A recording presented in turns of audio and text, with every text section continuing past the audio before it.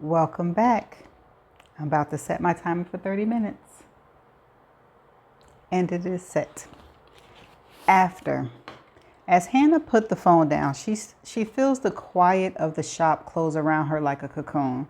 She would never tell Kathy, but these times are the reason she came to work at Tall Tales, not the Saturday hustle and bustle of customers or the August rush of tourists for the festival, but the quiet midweek lulls when she is not alone exactly, for you're never alone in a room filled with 1,000 books. But when she is alone with the books, Christie, the Brontes, Sayers, Mitford, Dickens, these are the people who got her through the years after April's death. She escaped the stares and sympathy of real life, the terrifying unpredictable of the internet, the horrors of a reality where you could be ambushed at any moment by a reporter or a curious stranger, or by the death of your best friend, into a world where everything was ordered. In books, a bad thing might happen on page 207. That was true. But it would always happen on page 207, no matter what. And when you reread, you could see it coming. Watch out for the signs. Prepare yourself. Now she listens to the gentle spatter of the Edinburgh rain on the bow windows at her back, the tick, tick of old floorboards creaking as the heat pipes come on. She feels the silent sympathy of the books. For a moment, she has a visceral longing to pick up one of them, an old-fashioned perhaps, a novel she knows particularly by heart, and sink into the pile of beanbags in the children's sections, shutting out the world. But she can't. She is on duty. And besides, she's not alone. Not really. She can see Robin now, edging her way back through the maze of the little Victorian rooms that made up Tall Tales, each crowded with display tables and dump bins. Beep, beep. Robin Grant, tea lady extraordinaire, coming through, she says as she enters the front of the bookshop. She plonks the 2 cups cheerfully down on the counter, slopping hot brown liquid dangerously close to the card display. The one with the spoon is yours. Are you? She looks over at Hannah and then stops, taken aback by something in Hannah's expression. Hey, are you okay? You look really odd. Hannah's heart sinks. Is it that obvious? I'm not sure, she says slowly. I've had some weird news. Oh my God. Robin's hand goes to her throat and her eyes flick involuntarily to Hannah's stomach and then back up to her face. No, Hannah says quickly. She tries to smile, though it feels false and stiff. Nothing like that. It's just family stuff. It's the closest she could come to the truth on the spur of the moment, but she wishes as soon as the fatal words leave her mouth that she had not chosen them. John Neville is not family. She doesn't want him or his memory anywhere near her family. Do you need to go? Robin says. She looks at her watch and then at the empty shop. It's nearly 5. I doubt we'll get a rush now. I can handle anything that comes up. No, Hannah says reflectively. She shouldn't need to leave. After all, what's really changed? Nothing. But at the same time, the thought of trying to stand here, smiling at customers like nothing has happened, with the memories boiling and churning inside her. Go, Robin said, making up her mind. Honestly, just go. I'll explain to Kathy if she comes in, but she won't mind. Really? Hannah asks, and Robin nods firmly. Hannah stands up, picks up her phone, feeling a rush of guilt and gratitude. She finds Robin irritating sometimes, her relentless Girl Guide-ish cheerfulness, her habit of telling customers, no, you have a great day, over and over again. But now there's something immensely comforting about her solid, unflappable kindness. Thank you so much, Robin. I'll return the favor, I promise. Hey, no thanks needed, Robin says. She smiles, pat Hannah on her arm, but Hannah can see the concern in her eyes beneath the friendly smile, and she feels Robin gaze on her as she walks slowly back to the staff room to gather up her things. When she leaves the shop, the rain has stopped, and it's a damp, clear autumn afternoon. So like the day she first turned up at Pelham, that for an instant, the link to the past felt almost sickening real. As she stops at the traffic light, waiting for the green man, she has the strangest sensation that at any moment she might see April walking casually through the crowd, that lazy, mocking smile on her lips, and the deep dimple coming and going in her cheeks. For a second, Hannah has to steady herself on a lamppost. The past is so real, so close. She feels so unassaulable, yearning for it to be true. For that tall blonde girl hurrying through the crowd with the light behind her to be April. April, brilliant, beautiful, alive. How would she greet her? Would she hug her, slap her, cry? Why would she slap her? Hannah does not know. Maybe all of them. She is heading through the crowds of tourists towards the bus stop for her usual number 24 back to Stockbridge, eager to get home in time to get supper on, put up her increasingly weary feet, watch some trashy TV. But as she nears the stand and her pace doesn't slow, she realizes that she is not going to stop, that the thought of spending 20 minutes trapped in a stuffy bus in the halting city traffic appalls her. She needs to walk. Only the pavement beneath her feet will help her pace off this sense of unease, order her thoughts before she has to face Will. And besides, what is there for her at home except an empty flat and a waiting laptop with all the sickly glittering allure of the Google searches she knows she will perform as soon as she's back? For now, though, she'll allow herself just one. Just to make it real, in the same way she didn't quite believe the child in her belly was real until she saw the images on the screen, heard the strange subterranean whoosh and echo of its heart. In the shadow of the castle, she stops in a doorway and pulls out her phone. Then she opens up her incognito browser tab, types the word into Google, John Neville, BBC News. She doesn't need the last part, but she learned not to put anything as unfettered as just his name into search engines. The sites that come up are full of gross images, wild speculation, defamatory statements about her and Will that she has neither the time nor the resources to fight. At least the BBC can be relied upon to stick mainly to the facts. And there it is, the top research. Breaking. Pelham College killer John Neville dies in prison. The shock is like ice water on her skin, but she stills herself and clicks through. John Neville, better known as the Pelham Strangler, has died in prison at age 63. Prison authorities confirmed earlier today. Neville, who was convicted in 2012 of the killing of college student April Clark Clifton, died in the early hours of this morning. A prison spokesman said that he has suffered a massive heart attack and was pronounced dead on arrival at Mercy Hospital. Neville's lawyer, Clive Merritt, said that his client was in process of preparing a fresh appeal when he died. He went to his grave protesting his innocence, Merritt told the BBC. It's a huge injustice that his chance of overturning his conviction dies with him. The Clark Cleveland family were unavailable for comment. Hannah's hands are trembling. It's been so long since she voluntarily sought out news of Neville that she's forgotten how it feels to be confronted with his name, with the memories of April, and worst of all, with their pictures. There are only few shots out there of Neville.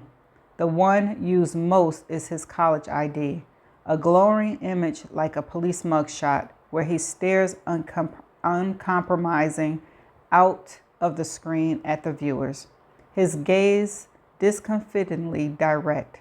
Seeing his face is enough of a jolt, but the pieces Hannah really hates are the ones that focus on April. Limeson's social media snaps of her sprawled in punts, draped over other students, their face pixelated to protect a privacy long since ripped away from her. Worst of all are the shots of her dead body.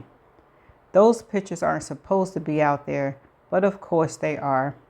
You can find anything on the internet, and before Hannah learned to stop searching, long before she figured out how to use incognito tabs, Google algorithm identified her as someone with an interest in the Pelham Strangler, offering up clickbait articles on the subject with a sickening regularity.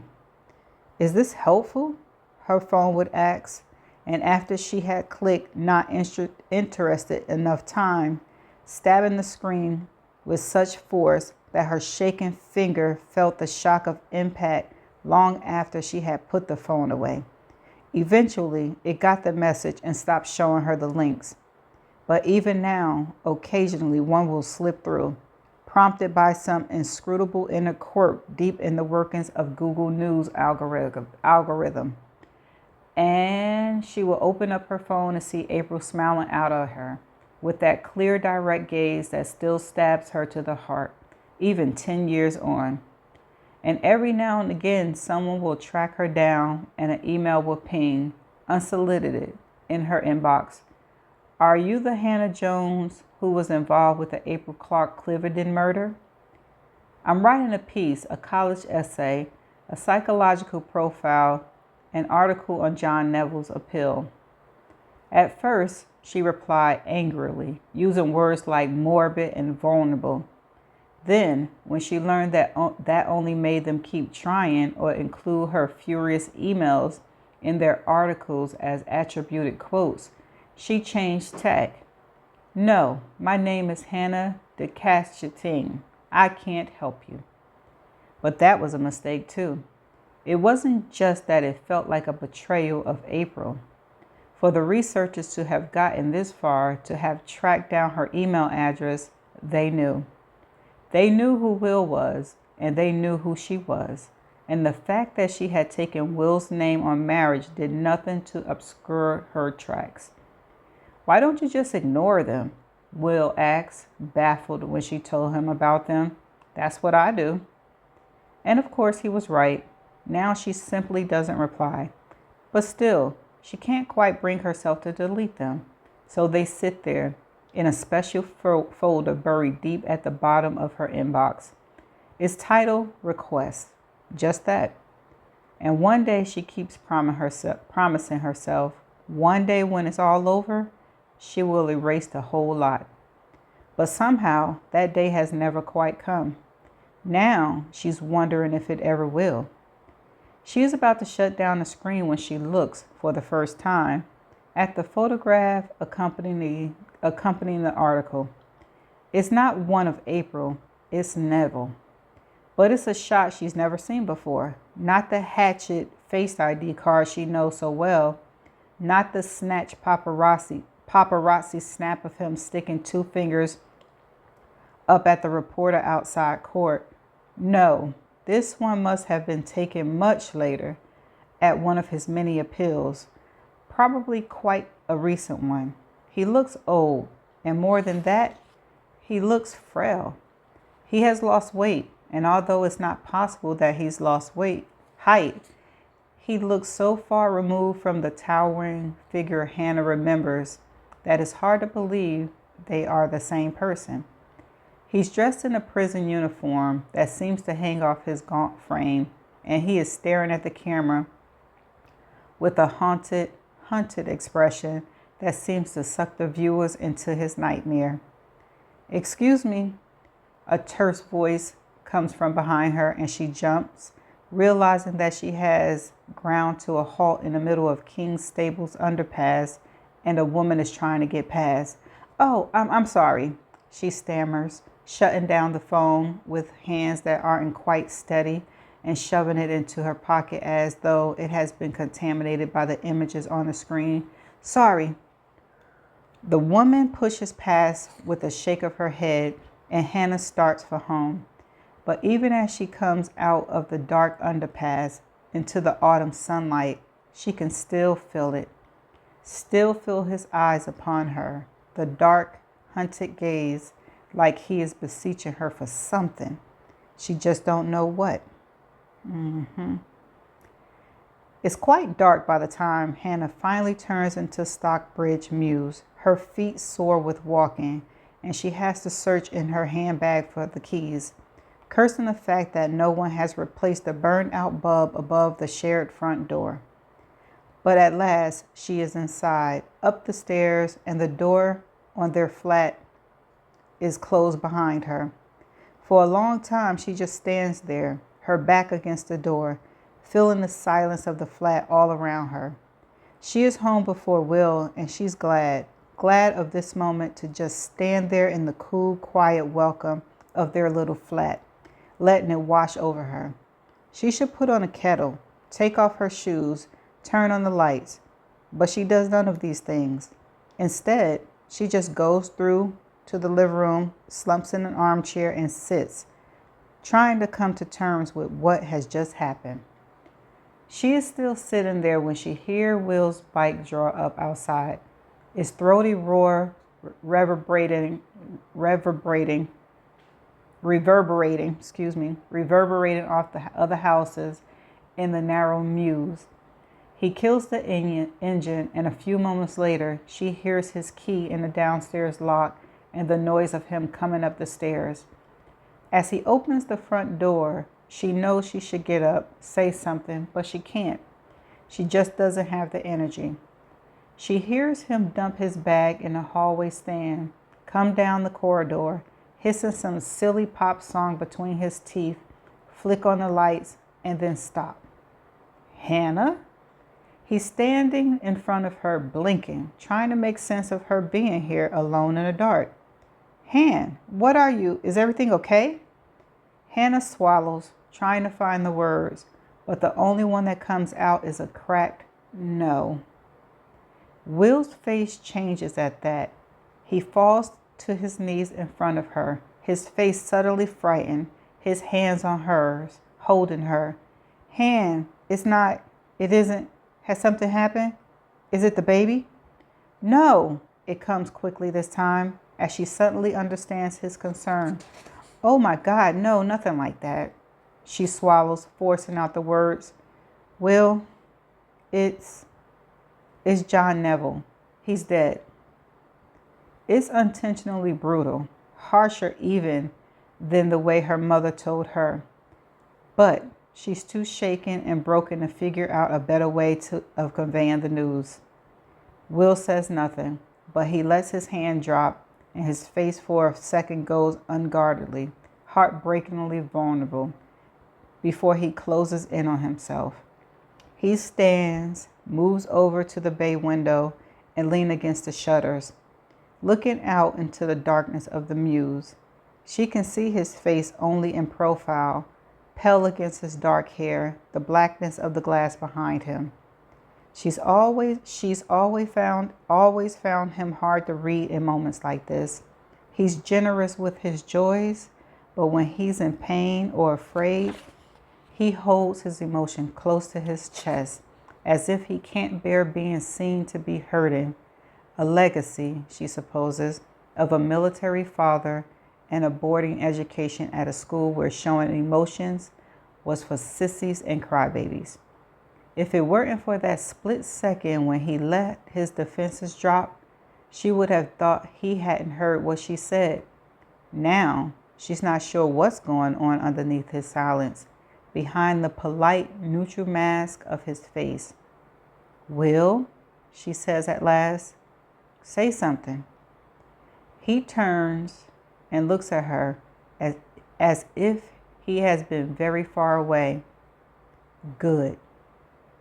It's just that one word, but there's a brutality in his voice that she's never heard before, and it shocks her. Now, he says, What's for supper? Okay. Before. Oh my God. April's voice was theatrically drawling, more than a touch of Janice from Friends. Hannah thought as she followed her down the narrow passage between the long dining tables, then ran the length of the hall. It was the first time Hannah had set foot in the great hall as an actual Pelham student, and she felt a prickle of wonder as she looked around her at the ancient beams soaring high overhead and the dark oak panels dotted with old paintings of former masters. She might have felt overwhelmed by it all, but it was hard to feel intimidated with April beside her, bitching about the limited menu and poor acoustics. Now, April set down her tray on one of the long, crowded refector tables and put her hands on her hips. Will de Chastain, as I live and breathe. One of the students sitting at the long oak bench turned, his dark hair falling in his eyes, and Hannah found her heart missing a beat. The glass of water on her dinner tray slid an inch to the left, and she hastily righted it. April, he stood up, swinging one long leg easily over the bench, and the two embraced in a sort of part hug, part contentional kiss that was so deeply un-Dodsworthy that Hannah felt more than ever as if she had landed on another planet. Good to see you. I had no idea you were coming here. Well, that's Liv for you. Doesn't tell people anything.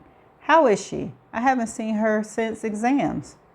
Oh, the boy's tan face suddenly flushed, a streak of color high on his cheekbones. Well, we broke up. My fault, if I'm being honest. Sorry. Don't apologize, April purred. She ran a hand down the boy's arm, squeezing his biceps in a way that was just the right side of teasing. Another eligible man on the scene is nothing to be sorry about. Behind her, Hannah shifted. The tray she was holding was becoming uncomfortably heavy, and her arms were starting to ache. April must have heard the movement because she turned and gave a slightly theatrical double take, seemingly to remember Hannah's presence for the first time since she spoke to Will. God, where are my manners? Will, this is Hannah Jones, my roommate. She's studying English Lit. We've got a suite, don't you know? So I've got a feeling we'll be hosting all the parties this term. Hannah, this is Will. I went to school with his ex. Our boarding schools were, what would you call it? She turned back to Will, twinned. Something like that.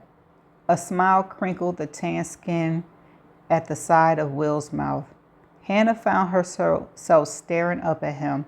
He had clear brown eyes, dark brows, and his nose had clearly been broken, maybe more than once. Hannah's mouth felt dry and she swallowed, trying to think what to say. But Will filled in the silence for her. I went to Carn, all boys. So they paired us up for socials with April School to try to ensure we didn't get to Unai without having met a real live female. No danger of that with you, darling, April said.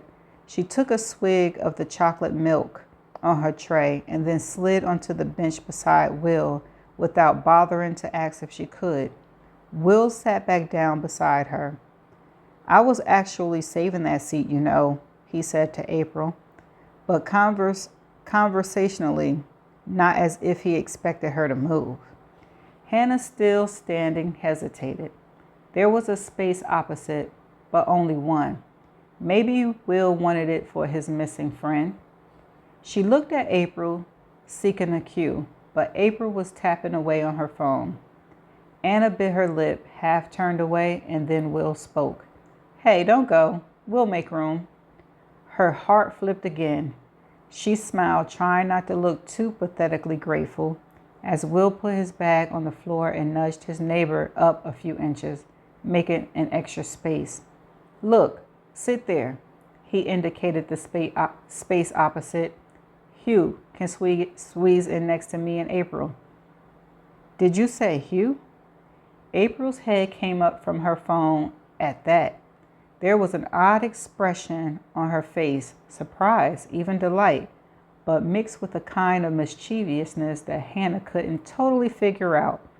Not Hugh Bland. The very same. Did you know he was applying here? I knew he was trying for Oxford, but I had no idea he picked Pelham, April said. She put her phone down and then a smile curved her lips as a tall, pale boy with heavy Stephen Hawking style glasses came up to the table. Well, well, well, speak of the devil.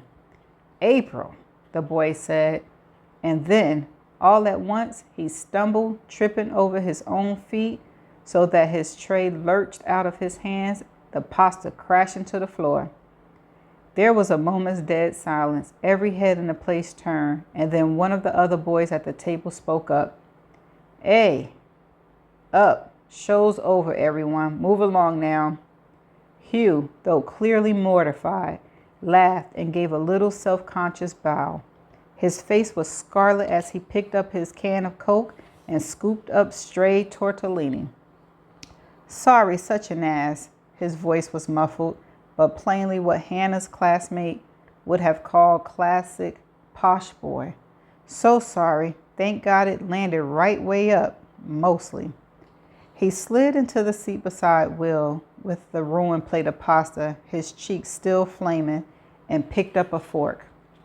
Don't eat that, you idiot, April said scornfully. She stood, waving her arm at the counter. Hey, could we get some help over here? And another plate of tortellini.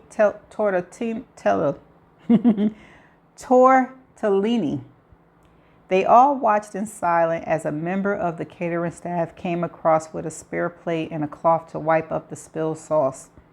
I'm so sorry, Hugh said again, this time to the caterer, who just nodded and walked off. Hugh looked miserable, and Hannah suddenly felt unbearably sorry for him. Do you all know each other? She said to April and Will, more in an attempt to change the subject than because she was in doubt. April nodded, smiling, but it was Will who answered. Hugh and I go way back. We were at prep school together, and there's nothing that binds friends like a shit prep school, right, Hugh? Right, Hugh said. The flush was fading from his cheeks, and he had his head down, bent over his food as if he was trying to avoid everyone's gaze. Hugh Bland, he said to Hannah, medicine. Hugh and I are very good friends, April said with a kind of purr. She reached across and pinched Hugh's cheeks, and the scarlet tide rose in his face again, this time reaching to his ears. There was a brittle silence. And what about you? April said with an air of breaking an awkward moment. She was speaking to the boy sitting next to Hannah, the one who had told everyone the show was over. He was a broad, stocky kid with Mediterranean coloring, wearing a Sheffield Wednesday football shirt. This is Ryan Coates, Will said. He's doing economics, same as me. All right, Ryan said, grinning. His accent was straight up Sheffield, and after so many posh Southern voices, it sounded almost aggressively Northern. Hannah felt a sudden shock of kinship, even though Dogsworth was about as far south as it was possible to get. But here was someone normal like her, someone not from the moneyed private school background that Will and April seemed to take for granted. We're all on the same floor in clothes, Will said. Clothes. Hannah knew from the prospectus was the big modern wing at the back of the new quad where most of the first years had ended up. It was square and made of brutalist concrete, but the rooms were en suite and the heating actually worked. Still, Hannah couldn't help feeling secretly grateful. Hold on, let me pause that.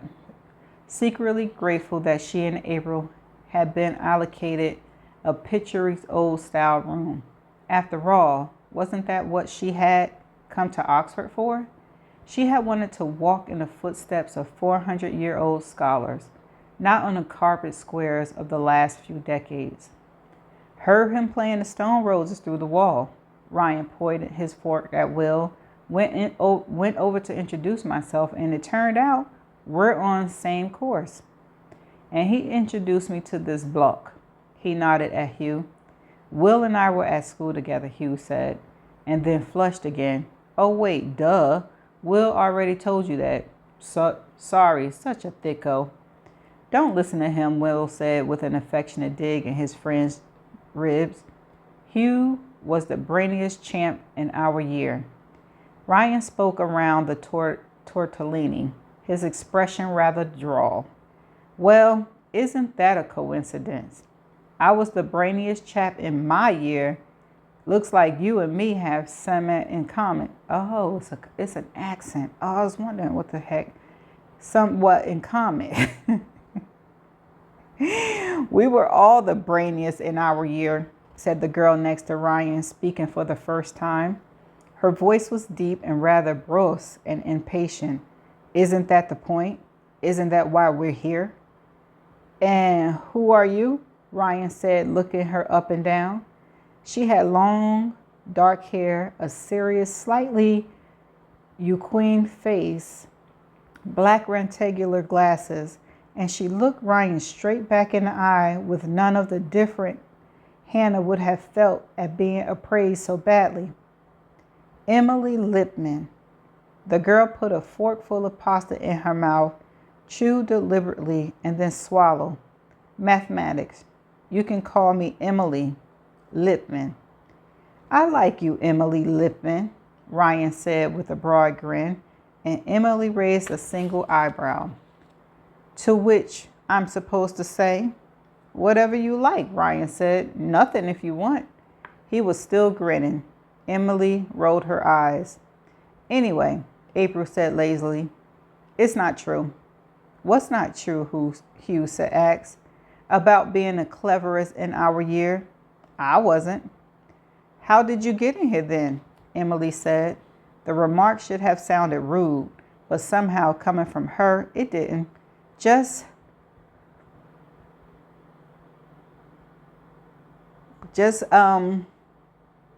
preternaturally, okay, direct. My natural charm, I suppose, April said, and she smiled, the deep, soft dimples showing in her golden cheeks. Oh, maybe my dad's money. There was a long silence, as if no one quite knew how to take this. Then Ryan gave a short, barking laugh, as if April had told a joke. Well, good for you, Emily said, on both counts.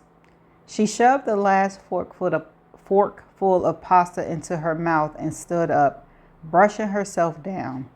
Now, what the fuck does a woman have to do to get a drink around here? We can go to that common room place, Ryan said. He stood too.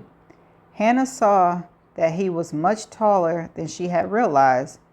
What did they call it? The JBC? JCR, April said, her lips curled in a smile that Hannah was beginning to recognize as quintessentially April, beguiling, and at the same time just a little bit wicked. Junior common room, if you read the handbooks, which you clearly didn't. And there's also a bar next to the Great Hall. Beside that, we hardly commoners. And who needs a bar when you've got a total majestic suite and a fridge full of champagne? She pushed her still full plate of tortellini away, looked around a group of faces, and then pulled a room key out of her pocket, dangling it from one finger as she raised a fine dark eyebrow. Am I right? Okay, so that's the end, and it's over 30 minutes, but it's okay. What I have to say about this is I got a little clue. Hannah liked Will, but Will knew April, right? And April's the one that got murdered, right? And now Will is with Hannah. and they having a baby. So I'm thinking Hannah was obsessed with Will, and Will probably didn't see her while they was in college, and he probably was goo goo gaga over April, or April saw that Hannah liked Will and did something to, make Hannah jealous while they was in college. And I'm thinking Hannah might have snapped, because they don't think that the guy that Neville, well, they don't think, the newspaper and his lawyer don't think he actually did it, and he was claiming he was innocent to the day he died. So we're going to have to find out why he was even a suspect and went to jail for it anyway. Okay, so that's something we need to keep in mind. Okay, so there was one word that I know I jacked up. So, excuse me, stay tuned for the definition video.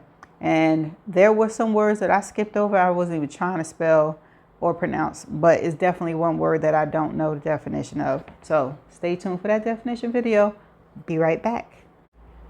Okay, and I'm back. This is the definition portion of the video.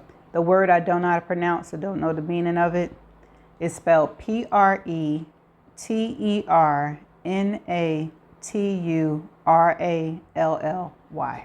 And this is how it is pronounced. Preternatural. What? I'm sorry. Preternatural. Preternaturally. Preternaturally. Yeah. It's an adjective. It's beyond what is normal or natural. One more time. Preternatural. Preternatural. Okay, so the sentence is, how did you get in here then? Emily said. The remark should have sounded rude, but somehow coming from her, it didn't. Just preternaturally direct. Okay. Okay, so that's the end of the definition video. I shall see you in the next video. Bye for now.